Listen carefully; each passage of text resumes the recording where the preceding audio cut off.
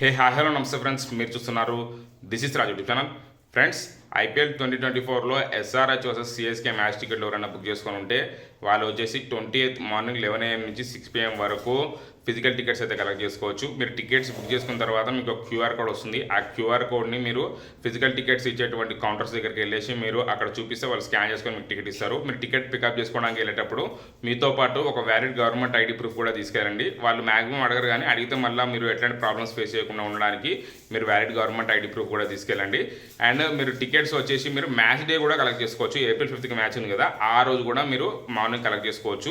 మీకు ఎట్లాంటి ప్రాబ్లం అయితే ఉండదు. మీరు ఫిజికల్ టికెట్స్ ఈ రోజు 28th నుంచి మ్యాచ్ డే April 5th వరకు మీరు ఎప్పుడైనా కలెక్ట్ చేసుకోవచ్చు.